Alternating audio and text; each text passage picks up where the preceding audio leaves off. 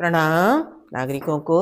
आज मेरी तरफ से 26 जनवरी की पूर्व संध्या पर आज हम मेड इंडिया का एक प्यारा सा गाना से शुरू करते हैं। देखी है सारी दुनिया, जापान से लेके रशिया। देखी है सारी दुनिया, जापान से लेके रशिया, ऑस्ट्रेलिया से लेके America. Made in India, made in India, प्यारा सोनिया, प्यारा सोनिया, ये प्यारा हमारा देश। कि आज कुछ संध्या पे मैं आपसे कुछ बात करना चाहती हूँ कि 26 जनवरी हम क्यों मनाते हैं। और शायद बहुत से लोगों को ये पता भी नहीं होता, सिंपली एक व्यवस्था चली आ रही है और हम छुट्टी लेके आराम से अपने अपने घर में आराम करते हैं, सिर्फ इसी में खुश रहते हैं कि हमें छुट्टी मिल गई। मेरा ये मानना है छुट्टी, राष्ट्रीय त्योहारों पर छुट्टी नहीं होनी चाहिए। बाकायदा ऑफिस, स्कूल, अपने मोहल्ले में, कॉलोनी में, सब जगह आज फंक्शन रखने चाहिए। बच्चों को, बुजुर्गों को, गार्जियन की ये जिम्मेदारी होती है कि वो इसकी अच्छाइयों को उजागर करें। आफ्टर ऑल हम अपनी बच्चों में आगे नागरिकता के एक अच्छा नागरिक कैसे बनाएंगे उन्हें, जब तक उन्हें हम नागरिकता की शिक्षा नहीं देंगे तो उम्मीद करना बेकार है। जैसे अभी भी हम 75-77 साल हो गए हैं, आज 77वां हमारा 26 जनवरी का उत्सव है। काफ़ी कुछ नई जनरेशन तो भूल चुकी है, उनके लिए 26 जनवरी या 15 अगस्त कोई मायने नहीं रखता है।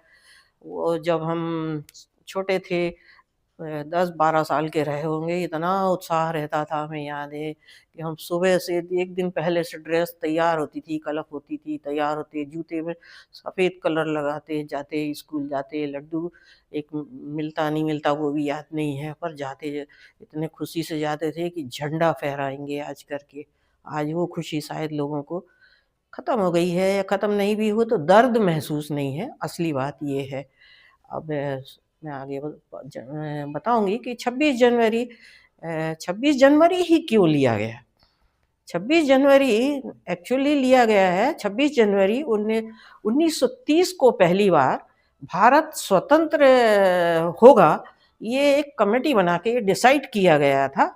और वहीं से जो मूवमेंट आगे बढ़ा और हमें स्वतंत्रता मिली, और उसके बाद जो हमारा एक कॉन्स्टिट्यूशन बनाए 47 में जब डिसाइड हुआ, तो उसके बाद हमने 26 जनवरी 1950 को इसको लागू किया। एक तरह से हमने अपने नियम कानून को फॉलो करना शुरू किया। अब ये 26 जनवरी को झंडा फहराते हैं तो उसमें भी 2 चीज़ें हैं।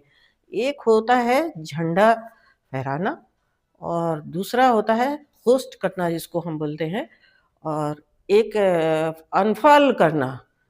तो 15 अगस्त में जो प्रधानमंत्री लाल किले पे झंडा फहराते हैं, उसमें आपने देखा होगा नीचे झंडा रहता है और जैसे ही रस्सी से खोलते हैं वो ऊपर जाता है और कमल के फूल की तरह खिल उठता है, और ये सूचक है हमारा कि आज हम स्वतंत्र हो गए। इस तरह से 26 जनवरी को जो झंडा फहराया जाता है ऊपर ही रहता है, और जैसे ही उनको रस्सी खींचते हैं नीचे से, हमारे राष्ट्रपति का होता है अभिवादन के द्वारा, तो वो वहीं से खिल के और हवा में लहराने लगता है, फ्री चलता है, हमारे तिरंगा है। तो ये सूचक है हमारा कि अब हम पूरी तरह से अपने आज़ाद हो गए हैं। धरती, जल, वायु, आकाश में आराम से हमारा तिरंगा लहरा रहा है, ये उसका एक सूचक होता है। तो ये झंडा एक फहराने की एक कवायद होती है, और इसमें एक चीज़ और होती है कि हम विदेशी डिग्निटरीज़ को बुलाते हैं। ये शुरू हुआ है 1954 से शुरू हुआ था, और बाद में ये 58 से ये लागू किया गया। 58 से पहली बार चीन के प्रधानमंत्री को जो ये जियांगिंग थे, उनको बुलाया गया था कि आप हमारे चीफ गेस्ट होंगे। तो ये हमारा एक राजनीति, विदेश नीति और आर्थिक नीति का एक पार्ट बन गया है, कल्चर जैसा हो गया है, जिसमें हम विदेशी डिग्निटरीज को बुलाते हैं, वो आके यहाँ पे मुआयना करते हैं। और 26 जनवरी को आपने देखा होगा, हम अपनी शक्ति का भी प्रदर्शन करते हैं। ये माना जाता है कि अब हम गुलाम नहीं हैं, हम अपनी सुरक्षा करने में अपने में समर्थ हो गए हैं, हमारे पास इतना पावर है। तो हमारे आर्मी के तीनों जवान होते हैं, उनके मशीन वगैरह है, गन है, एरोप्लेन, सारी चीज़ डिस्प्ले में लाई जाती है। तो एक हमारा हमें कॉन्फिडेंस देता है। लेकिन मुझे ये थोड़ा-सा इसमें गड़बड़ लगा, जो 1954 में 55 में जब परेड हुई थी, तो चीन के येन जियांगजिंग आए थे। तो वो मार्शल थे, अपनी मिलिट्री के मार्शल थे। तो आप देखा होगा, मिलिट्री मैन हमेशा मिलिट्री मैन की तरह ही सोचेगा। तो वो आए, तो उन्होंने यहाँ की सैन्य ताकत का मुआयना किया और बाकायदा उसको यहाँ कुछ नहीं बोले, जाने के बाद अपनी सैन्य तैयारी उसी के अनुसार की। और उसके बाद में 62 में हमारे ऊपर अटैक हो गया चाइना के द्वारा। तो वो एक प्लानिंग का नतीजा था उनका, ये इस तरह से। और उसी युद्ध में फिर उनने हमसे सियाचिन और अरुणाचल प्रदेश जी का काफ़ी कुछ हिस्सा जीत लिया है, कब्जे में है, जो आज भी है, जो एक झगड़े का एक कारण बना हुआ है। एक्चुअली नेहरू जी, हम लोग ऐसे भी शांति प्रिय रहे हैं, और नेहरू जी की क्या मानसिकता रही होगी, 1954 में उन्होंने एक पंचशील का सिद्धांत लागू किया था। इसमें पंचशील का सिद्धांत हुआ था कि चीन और हम हैं, ये हैं, साथ साथ रहेंगे, हम एक ही जगह के रहने वाले हैं, तो हम अटैक नहीं करेंगे एक दूसरे को। तो इस तरह से हुआ था, लेकिन चाइना ने उसका विश्वासघात किया। और आज भी आप देखेंगे तो चाइना हर मोर्चे पे, यूएन में, वर्ल्ड बैंक में, जहाँ भी होता है, इंडिया को एक अपना कॉम्पिटिटर मानता है, और उसको हमेशा दबाव बनाने के लिए या उसे नीचे अपने से डेवलप ना होने के लिए उसकी हर कोशिश चलती है। तो लड़ाई में भी पाकिस्तान का वो साथ देता है, और आर्थिक रूप से भी हमें पहुंचाता है। तो ये हमारे कमज़ोर होने का एक फ़ायदा है उसमें। तो ये विदेश नीति का एक हमारा, वो कहेंगे कि फेल्योर भी कह सकते हैं, या हमारी शांति की जो प्रवृत्ति है उसका वो खामियाजा भी हमको भुगतना पड़ रहा है। इसका खामियाजा भुगतने का एक कारण और ये भी था कि जब हमको यूएनओ का बना था 1945 में, तो हमें चांस दिया गया था कि इंडिया की एक बहुत बड़ी पॉपुलेशन है, लैंड एरिया है, उनका पुराना ऐतिहासिक रिकॉर्ड है, तो हमें यूएनओ में, यूनाइटेड नेशन का, हमको परमानेंट मेंबर की सीट ऑफर हुई थी। लेकिन हम दानी का जो चोला हमारे पहने हुए रहते हैं, तो वो हमने उठा के चीन को दे दिया। अब चीन जब पावर जब किसी के पास आ जाता है, तो उसका नतीजा तो आपको मालूम है क्या होता है। और वही आज भी हमारे साथ हो रहा है। हर मोर्चे पे चीन हमारे को जहाँ होता है, चाहे टेररिस्ट एक्टिविटी हो, चाहे आर्थिक हो, हर जगह वो और देता है, और धोखा देता है। सबसे बड़ी बात ये है कि उसका जो चरित्र है, एक धोखेबाज का हो गया है। तो ये हमें, हमारे कान खड़े हो जाना चाहिए और समर्थ होना चाहिए। अब इसका हमें घाटा अपने अंदरूनी तौर पे भी होता है। कैसा होता है कि जो दुश्मन होता है, वो हमेशा आपकी कमियों को अपनी अंदरूनी उसमें इंटरफेयर करता है, उसको भुनाने की कोशिश करता है। जैसे एक अभी लेटेस्ट मुद्दा मैं आपको बताऊँ, हमारे राहुल गांधी हैं, विदेश जाते हैं तो सारी, विदेश में कभी भी क्या होता है, हमारे अंदरूनी मामले डिस्कस नहीं किए जाते हैं। एक विपक्ष का ये काम होता है कि वो संसद में कुछ भी बोलेगा, बराबर सारी विपक्षी पार्टी एक साथ होंगी, लेकिन जब विदेश में जाएंगे तो देश के विषय में कोई भी बात नहीं बोलेंगी। लेकिन राहुल गांधी का मुद्दा ही यही होता है। और टूर के बहाने, किस बहाने जाते हैं, हमें गद्दार विद्रोहियों से, पेत्रोदा जैसे लोग होते हैं, सोरोस जैसे फंडिंग वाले लोग होते हैं, ऐसी टीम है उनकी पूरी वर्ल्ड में, उनसे जाके वो मिलते हैं, वहाँ से उनके फाउंडेशन को फंड भी आता है।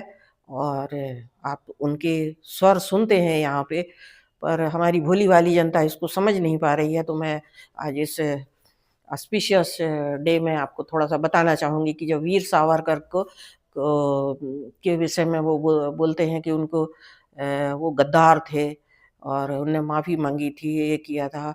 उस आदमी को देश के लिए, आज़ादी के लिए ये अपने अंडमान निकोबार की एक सेल में रखे हुए थे। 9 साल 10 महीने तक वो वहाँ रहे थे और वहाँ पे कोल्हू चलाते थे, काम करवाते थे, कम तेल निकलता था तो कोड़ों से मारते थे, खाना नहीं देते थे, स्वास्थ्य खराब था। और देखिए उनके पूरे परिवार को वहाँ बंद किया हुआ था, उनके भाई भी उसी जेल में बंद थे, लेकिन उनसे किसी को मिलने नहीं दिया जाता था। और सावरकर को भी नहीं पता था कि मेरा भाई भी यहाँ मेरे मेरे कारण कष्ट पा रहा है, पूरा परिवार इस तरह से हमेशा वो तंग रहा। लेकिन राहुल गांधी उनके लिए गंदे-गंदे शब्द बोलते हैं, जबकि उनकी दादी इंदिरा गांधी ने उनको जब वो जेल से आए थे तो उनके सम्मानित शब्द बोला था और उनके लिए सम्मान में एक डॉक टिकट भी निकाली निकाली थी और कांग्रेस पार्टी ने भी खुद उनका साथ दिया था, क्योंकि जो स्वतंत्रता की लड़ाई कोई एक आदमी ने नहीं लड़ा है, सभी ने मिलके लड़े थे, थोड़ा-थोड़ा योगदान सबका है। लेकिन आज ये एक एग्ज़ाम्पल गद्दारी का या हमारे ना दर्द महसूस ना होने का मैंने ये बताया कि राहुल गांधी किस तरह से गंदे शब्द बोलते चले आ रहे हैं हर स्वतंत्रता सेनानी के या दूसरी पार्टी के विषय में। जबकि ओरिजिनली देखा जाए तो आज दूसरी पार्टी भी किसी तरह से यदि अलग होके बनी है, चाहे ममता बनर्जी देखिए, चाहे वाजपेयी देखिए, सभी जो बने सब कांग्रेस ही था। एक मेन मेन पार्टी स्वतंत्रता की कांग्रेस ही है, उसी से ये अलग-अलग विंग बन गए हैं। अब वो संसद में उनके मतभेद हो सकते हैं, पर इसका हमको पूरे वर्ल्ड में आज खामियाजा भुगतना पड़ता है और सारा ठीकरा मोदी के ऊपर चला जाता है। और एक जैसे सारा काम मोदी ने गंदे काम है तो मोदी ने ही किया है। अब यहाँ मुझे एक और नाराज़गी है हमारे लोगों से भी कि हम अपने अधिकार तो जानते हैं लेकिन कर्तव्य नहीं जानते, जबकि कॉन्स्टिट्यूशन में आप देखो कि कर्तव्यों को हर स्टेप पे कर्तव्य दिए हुए हैं। जो सरकार के अलग कर्तव्य हैं, पब्लिक के अलग हैं, कोर्ट के भी हैं, संसद और विधानसभा इनमें कहाँ-कहाँ ये वो क्या अ, कहाँ तक लिमिट है इनकी, ये सब डिसाइड है। लेकिन ये हमेशा बुरा-बुरा बोलते हैं और ब्रीच करते हैं, अपने राइट को ब्रीच करते हैं। और शहर में भी सिर्फ़ दंगा फ़िसाने या सिर्फ़ अपोज़ करने के लिए संसद में विरोध करते हैं। आप संसद में अभी आप देखेंगे तो कभी नहीं लगेगा कि एक सभ्य समाज के या पढ़े-लिखे लोग हैं जो किसी मैटर पे डिस्कस कर रहे हैं। जनरली डिस्कशन होता है तो आधी सी सीट खाली रहेंगी, सोते रहते हैं या बाहर चले जाते हैं। जब वोटिंग करना होता है आके हाथ उठा दिया जो उनके बॉस ने बोल दिया, और ये सब सैड प्रोग्राम होते हैं। तो क्या ये अच्छी डेमोक्रेसी का सूचक है? ये मैं आपसे पूछना चाहती हूँ। और एक और मुद्दा मुझे इसमें ये भी लगा कि नेहरू जी ने यदि उस समय चूँकि पार्टी के कमान उन्हीं के पास में थे और थोड़ा-सा बुद्धिजीवी वर्ग होने के नाते या पढ़ा-लिखा होने के, बैरिस्टर होने के नाते बाहर पढ़े थे गांधी जी और वो, तो इनको ज़िम्मेवारी दी गई थी। जैसे भगत सिंह को जो फांसी दी गई थी, हमेशा आप देखेंगे कि गांधी जी अनशन पे बैठ जाते थे, किसी भी मुस्लिम का हो, कोई भी हो, किसी भी उसमें तो खड़े हो जाते थे। लेकिन जब भगत सिंह को फांसी दी गई और धोखे से उनने 1 दिन पहले ले जाके तेल जला के डाल के और नदी के किनारे फेंक रहे थे और किसी खेत वाले ने पकड़ लिया था और बताया आके, तब लोगों को पता लगा कि भगत सिंह को फांसी दे दी गई है और फिर दंगा हुआ उसके बाद में, इस तरह की दगाबाजी की है। तो गांधी जी अनशन पे बैठ जाते या उनके उसमें रखते, क्योंकि उसका उद्देश्य किसी अंग्रेज को मारना नहीं था। उन्होंने खुद कबूल किया था कि मैं संसद को बताना चाहता हूँ कि वो जाग जाएँ कि ये देश जाग गया है। ये इसीलिए उनने वो असेंबली हॉल में बीच में बम फेंका था। उनको मारने का उद्देश्य उन्हें खुद कबूल के कोर्ट को बताया था, लेकिन धोखे से इस तरह से फांसी दी गई। दूसरा ये मैं एक और बताऊँगी कि माउंटबेटन से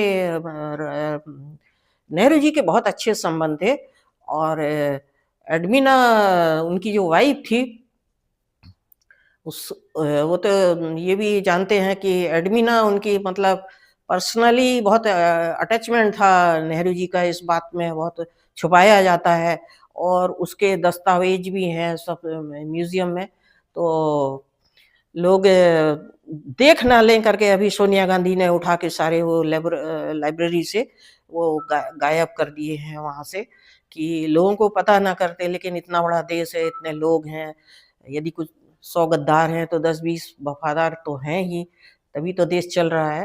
तो लोगों को पता है, आए दिन मीडिया में आता है, ये बात आती है, लेकिन पता नहीं ये जो देश के लिए लड़ाई लड़ने वाली जो कांग्रेस है, वो क्यों इस तरह से वो करते रहती है,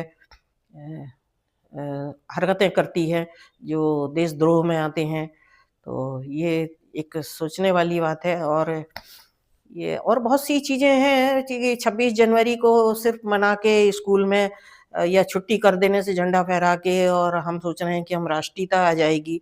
तो मैं एक पॉज़िटिव व्यू भी रखना चाहती हूँ कि हमें अब थोड़ा-सा स्कूल का पैटर्न बदल देना चाहिए।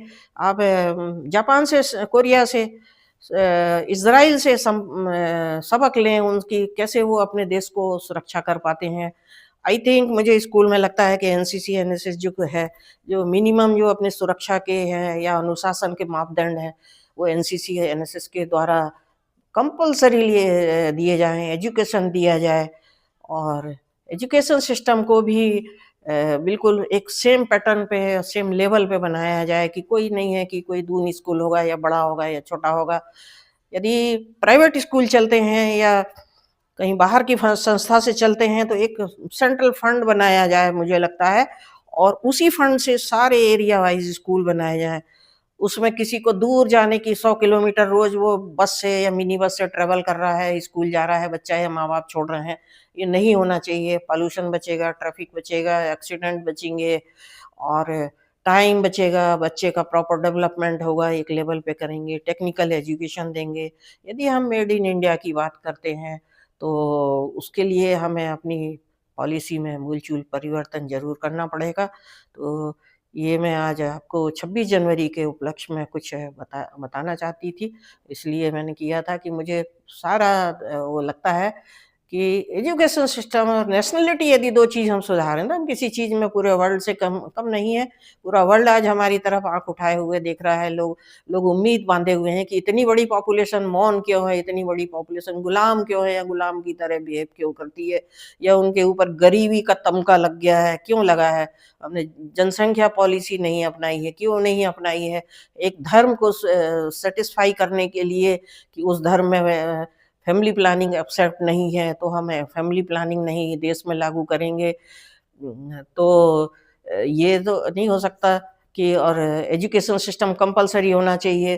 क्यों क्यों आधा पॉपुलेशन लेडी है, कोई तबका है, वो वंचित रहे, घर में रहे। कंपल्सरी एजुकेशन आएगा तो सफाई होंगी, क्लीनलीनेस होगी, एक मिनिमम जो लॉ एंड ऑर्डर का एक सेंस आएगा और मैं तो ये कहती हूँ कि देशभक्ति के लिए 2 साल, 3 साल जो है 10th के 12th के बाद कंपल्सरी मिलिट्री के जो रिटायर्ड लोग होते हैं या उनको ट्रेनिंग के लिए यहाँ कंपल्सरी 3 साल, 4 साल के लिए जॉब दिए जाएँ, हर स्कूलों में दिए जाएँ। गवर्नमेंट को ये संज्ञान लेना चाहिए और पैसा दें उनको, पेंशन के अलावा पैसा दें, बराबर वो 3 साल, 4 साल स्कूल में रेगुलर काम करेंगे रिटायर होने के बाद। एक और मुद्दा आता है मुझे कि देश की सुरक्षा, बॉर्डर की सुरक्षा एक बहुत मायने रखने लगी है और सिर्फ़ 5,000 10,000 हमारे सैनिकों के ऊपर एक बोझा डाल दें और उनसे सारी उम्मीद करें कि वो देश की अंदरूनी व्यवस्था भी सँभालें, आग लग गई है तो भी सँभालें, दंगा भी सँभालें और जब वार हो गया है तो वो भी सँभालें। उससे उनके एफिशिएंसी में भी फ़र्क पड़ता है, उनकी लाइफ़ भी अनसर्टेन होती है तो बॉर्डर को बराबर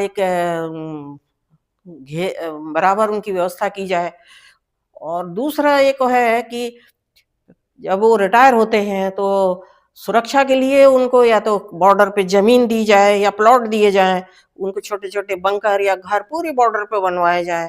कोस्टल लाइन में है तो कोस्टल वालों के को दिए जाएँ, और लैंड एरिया है, पहाड़ी है तो उन लोगों को जॉब दिया जाए, उनको जॉब मिलेगा, बिना पैसे के दे गवर्नमेंट, कोई दिक्कत नहीं है। जब इतने लोगों को हर महीने दे सकती है, खाना दे सकती है, तो एक टैक्स टैक्स लगा के सिक्योरिटी के नाम पे। मुझे एक याद है कि 19 वो 1 करोड़ से ज़्यादा जो पॉपुलेशन, उनमें एक स्पेशल टैक्स लगाया गया था 71 के वार के बाद। वार का टैक्स कहलाता है, जो अपर स्केल में जो टैक्स देने वाले होते हैं उनके ऊपर लगता है। शायद 1 करोड़ है जहाँ तक। 1 करोड़ से ऊपर की पॉपुलेशन अर्निंग पे है। तो वो टैक्स का उपयोग किया जाए और बॉर्डर पे उनको फ्री दिया जाए, ताकि वो, चूँकि उनको खुद एक डिसिप्लिन में रहने की आदत होती है, अपनी सुरक्षा का सेंस होता है, तो देश की सुरक्षा होगी, वो हमारे लिए एक चलता-फिरता ड्रोन होंगे, वो मोबाइल होंगे, जासूस होंगे वो हमारे लिए, वहाँ रहने वाले बॉर्डर को मैनेज करेंगे। तो ये मेरे 2 सलाह मुझे हमेशा लगती है कि हमारी मिलिट्री का जो है उपयोग होना चाहिए, और हमारी न्यू जनरेशन का भी, क्योंकि बड़ी उम्मीद दिखती है वो सरकार के ऊपर। सरकार, जानती हूँ मैं, पैसे के लिए बहुत परेशान होती है, और इतनी बड़ी पॉपुलेशन के लिए। लेकिन फिर भी यदि हम कुछ अलग से इसकी व्यवस्था करके बनाएँगे, तो ज़रूर कर पाएँगे। ये जब इतने बड़े बोझे को हम उठा लेते हैं, कोरोना हम झेल गए हैं, तो निश्चित उठाएँगे। तो बताएँ आप सब लोग, और अपनी सलाह दें। गवर्नमेंट को भी, जो सुनते हैं, देखते हैं, यदि उन्हें लगता है अच्छा मेरे विचार, तो गवर्नमेंट को सलाह दें कि गवर्नमेंट में एक्चुअली सही सलाहकार बैठना बहुत ज़रूरी है। अकेले मोदी, मोदी, मोदी गाली दो, सुबह दो, शाम दो, मोदी ने ये नहीं किया, वो नहीं किया। आप अपने गिरेबान में झाँकें कि आपने क्या किया? मेरा पहला क्वेश्चन आपसे है, मोदी से नहीं है। आप देश के लिए क्या करते हैं? That is the main point. Okay, bye-bye.